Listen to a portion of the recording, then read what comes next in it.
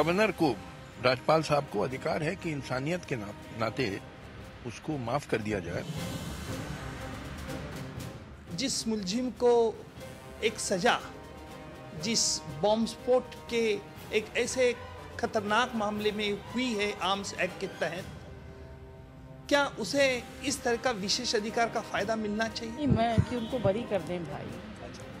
नहीं, वो एक शख्स जो है 20 साल से बेचारा सफर कर चुका है। I mean what is this?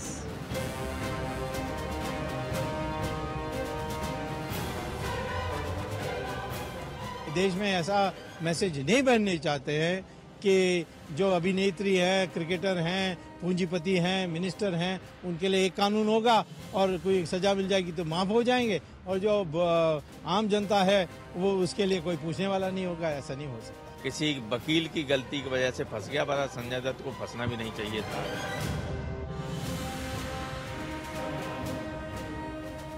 अगर ऐसी कोई बात कही गई है तो सरकार में जिस इन विभागों की जिम्मेदारी बनती है या राज्य सरकार में जिन लोगों की जिम्मेदारी बनती है वो जरूर उसको अपने संज्ञान में लेंगे। पूरी जांच के बाद और न्यायिक प्रक्रिया के बाद उसको सर्वोच्च न्यायालय से कोई दंड मिलता है तो उसको माफी देने की बात करना जो है वो एक बहुत ही गलत संदेश देता है।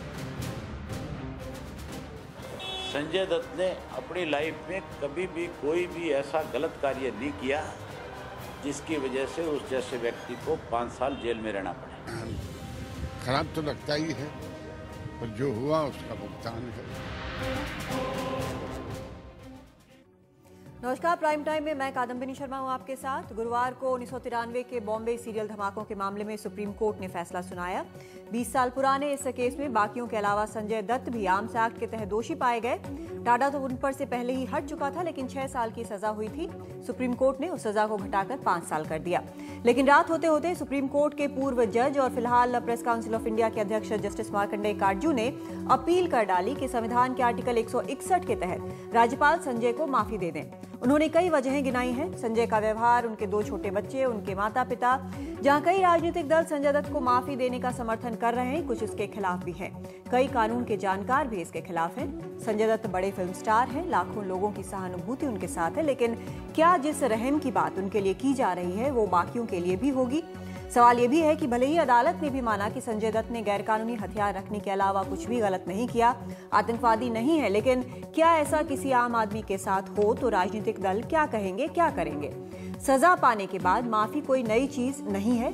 होते रहे हैं ऐसे मामले और आगे भी होते रहेंगे, लेकिन इसका आधार क्या हो, ये सबसे बड़ा सवाल है। इस पूरे मुद्दे पर चर्चा के लिए हमारे साथ खास मेहमान मौजूद हैं, लेकिन सबसे पहले हम आपको दिखाते हैं कि जस्टिस काटजू और जाने माने वकील और एनसीपी के राष्ट्रीय सचिव माजिद मेमन संजय दत्त को माफी देने के पक्ष में क्यों है।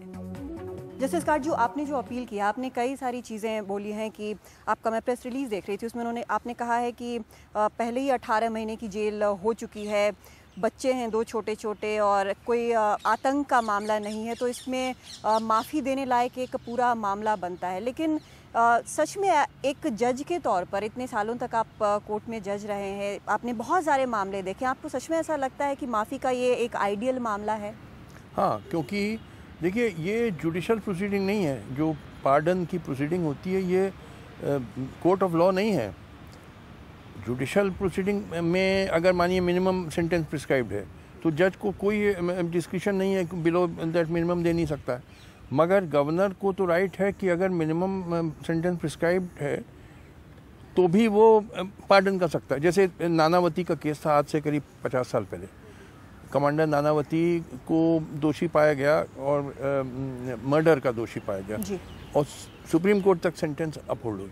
अब मर्डर में minimum sentence is life sentence, फिर भी गवर्नर बॉम्बे ने उसको पार्डन कर दिया। तो मिनिमम सेंटेंस जैसे इसमें कहते हैं 5 साल मिनिमम सेंटेंस है अगर प्रोहिबिटेड वेपन विदाउट लाइसेंस रखें, जो जिसमें संजय दत्त दोषी पाया गया, उसके बावजूद गवर्नर पार्डन कर सकते हैं।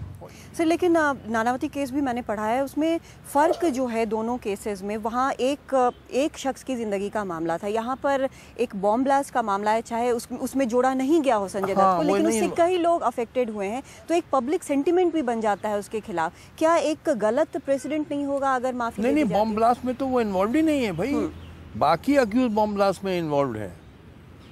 संजय दत्त के ऊपर जो टाडा का इल्ज़ाम नहीं साबित हुआ है, तो वो तो उसके खिलाफ बस यही इल्ज़ाम है कि वो एक प्रोहिबिटेड वेपन उसके कब्जे में मिला बिना लाइसेंस के, बस। There is he not a terrorist, the court has found कि वो उसका कोई बॉम्ब ब्लास्ट से उसका संबंध नहीं है। मेमन साहब, ठीक है, इस मामले में, आतंकवाद के मामले में कोर्ट ने भी पाया है कि इन्वॉल्व नहीं थे संजय दत्त, लेकिन जब इस तरह का एक माफ़ीनामा अगर दिया जाता है तो क्या बाकी जो मामले हैं, क्या उनमें भी लोग नहीं चाहेंगे कि उनके साथ भी यही ट्रीटमेंट हो? इस मामले में जहाँ तक कि संजय दत्त के मामले की बात है, संजय दत्त को इन धमाकों से जोड़ने की कोशिश जो की गई थी आरोप पत्र डालने के बाद, वो बात ट्रायल कोर्ट में सारे मुकदमे की छानबीन करने के बाद में गलत साबित हुई। आर्म्स एक्ट में हिंदुस्तान में हजारों लोगों को कन्विक्ट होता है, अलग अलग कोर्टों में किसी को पता भी नहीं चलता कितने लोग पिस्तौल लेके घूमते हैं, कितने लोगों का इस तरह। संजय दत्त का अगर जोड़ कहीं उन 13 धमाकों के साथ बन जाता तब तो शायद हम ये बात नहीं कह सकते आपसे। न तो संजय दत्त के खिलाफ टेररिस्ट या डिसरप्टिव जनरल एक्टिविटीज़ के खिलाफ कोई सबूत आया है। सर लेकिन यही आपने अभी जो बात बोली कि इतने लोगों का कन्विक्शन होता है आर्म्स एक्ट के तहत, लेकिन इतने लोगों के लिए माफ़ी की मांग कोई नहीं करता। नहीं, तो मैं ये बता रहा हूँ ना आपको कि देखिए, पता नहीं कितनों की माफ़ी की मांग होती। माफ़ी की ज़रूरत तब पड़ती है कि जब हाईएस्ट कोर्ट कन्विक्ट कर दे। पोजेशन ऑफ वेपन का मामला इतना मामूली है कि अगर आप स्टैटिस्टिक्स उठा के देखें आपका चैनल, तो आपको पता चलेगा कि एक साल में कई हज़ार मामले डिस्पोज ऑफ होते हैं पोजेशन ऑफ वेपन के। मगर उससे देखिए, हमारा कहने का मकसद सिर्फ ये है कि बदकिस्मती और दुर्भाग्य की बात यह है कि 99 टेररिस्ट के साथ में 100वां एक संजय दत्त जो है उसका मुकदमा उनके साथ सुना गया। जस्टिस कार्ड, जो आपसे जानना चाहेंगे, आपने 161 आर्टिकल 161 की बात की है, लेकिन उसमें और भी जो क्रिमिनल लॉयर्स हैं उनका कहना है कि उसके भी तहत उनको कम से कम संजय दत्त को जेल जाना होगा, उनका व्यवहार देखना होगा, वो जो बेसिक जो होते हैं वो उनको कंप्लीट करना होगा। इस तरह से एक रिमिशन देना, इस तरह से मर्सी देना शायद गलत होगा। ये गलत बात कर रहे हैं। ये कानूनों का जो सो कॉल्ड लॉयर्स हैं, इन्होंने आर्टिकल 161 पढ़ा तक नहीं है। उसमें ऐसा कोई कंडीशन नहीं है कि पार्डन तभी ग्रांट हो सकता है जबकि जेल जाओ, जब तक जेल में तुम्हारी कंडक्ट ठीक ना हो, ये कुछ नहीं लिखा। आर्टिकल 161 पहले पढ़ तो नहीं, यहाँ तो दिक्कत है, वकील लोग कानून नहीं पढ़ते, कानून नहीं जानते, दिक्कत है इस देश में। आर्टिकल 161 पढ़िए, कहीं ऐसा कोई कंडीशन है? उसमें सिर्फ लिखा है गवर्नर कैन ग्रांट पार्डन और रिड्यूस सेंटेंस और रिमिशन, दैट इज ऑल। देखिए, उन वकीलों को जवाब ये दे दें आप कि वो दो चीज़ों को मिक्स कर रहे हैं। Pardon is a different proceeding, रेमिशन is another proceeding. वो जो बात कर रहे हैं वो रेमिशन की कर रहे हैं। रेमिशन सरकार तब करती है जब वो गुड बिहेवियर कुछ अरसा बिताने के बाद होता है। It's a different story, don't mix it up. ठीक है, तो आपके मुताबिक अभी इमीडिएटली ऐसा हो जाना चाहिए, माफ़ी दे देनी चाहिए, क्योंकि 18 महीने उन्होंने जेल में काटे, उनका कंडक्ट जो भी वजह आपने बताई हैं, बिल्कुल हो जाना चाहिए। It is fittest case for pardon. मैंने बताया कि इससे ज़्यादा फिटर केस क्या हो सकता है? वो आदमी टेररिस्ट नहीं, मैक्सिमम उसने ऑफेंस किया कि he kept a prohibited weapon in his position without licence, even he did not use that weapon. और 20 साल हो गए, इस बीच में इतनी तकलीफ़ें झेली उसने, 1.5 साल जेल भी रहा, बच्चे हो गए हैं, छोटे बच्चे हैं। इंसानियत भी तो कुछ चीज़ होती है। आपको याद होगा, आपने अगर शेक्सपियर की मर्चेंट ऑफ वेनिस पढ़ी हो, उसमें पोर्शिया की स्पीच थी, जो आपने लिखा हुआ है। हाँ, ये आपकी जो प्रेस रिलीज में वो मैंने देखा है, ये merchant of Venice, that justice should be tempered with mercy. और रामचरितमानस में गोस्वामी तुलसीदास ने क्या लिखा कि क्षमा बड़न को चाहिए, छोटन को उत्पात। तो गवर्नर साहब बड़े हैं, हो जाती गलती की, बेवकूफ़ी करी संजय दत्त ने, फूलिशनेस। सर लेकिन एक चीज़, ठीक है, बेवकूफ़ी है, सब कुछ है, फिट केस भी आप बता रहे हैं, लेकिन कल को कोई और ऐसा मामला आपके सामने आता है जो कि संजय दत्त जैसा बड़ा स्टार ना हो, उसके माँ बाप बहुत रिकॉग्नाइज ना हो, ना क्लाउड ना हो, क्या उसके लिए भी आप यही मांगेंगे? बिल्कुल। देखिए, एक चीज़ समझ लीजिए, मैंने 40 साल से कोई फिल्म नहीं देखी है, न कोई फिल्म देखने का इरादा। मैं जब था, लेकिन आपने वो मुन्ना भाई की बात कही है। अरे भाई, क्योंकि अखबारों में पढ़ के मैंने फिल्में नहीं देखी और ना देखता हूँ, ना कोई इंटरेस्ट है मुझे, और फिल्म स्टार में मुझे कोई इंटरेस्ट नहीं है। तो ये कहना कि मैंने अपील करी क्योंकि फिल्म स्टार है, ये गलत है। मुझे मगर एक देखिए, अगर एक अननोन आदमी, गरीब आदमी आए, आपको याद होगा एक गोपाल दास था, एक जो पाकिस्तान में पकड़ा गया कह के कि जासूस था, मैंने उसके लिए अपील भेजी। He was an unknown person, कोई फिल्म स्टार नहीं था, मगर मुझे लगा इंसानियत के नाते मैंने अपील एक जजमेंट में लिखी। मुझे कोई जुरिडिक्शन तो था नहीं पाकिस्तान के ऊपर, हाँ। और मगर मेरी अपील को ऑनर किया, पाकिस्तान गवर्नमेंट ने रिलीज़ किया। डॉक्टर खलील चिश्ती थे, मैं भी उनको नहीं जानता था, न मेरी रिश्तेदारी थी, न जात बिरादरी थी, पाकिस्तानी थे, मगर मुझे लगा कि इंसानियत के नाते मुझे उनकी हेल्प करनी चाहिए, मैंने हेल्प करी। तो जहाँ भी हो, ये अननोन पर ये फिल्म स्टार ये सब कहना कि मैं हेल्प कर रहा हूँ फिल्म स्टार को, सेलिब्रिटी को, दिस इज नॉनसेंस। जिसको भी साथ मुझे लगता है कि he requires help on humanitarian ground, I will help.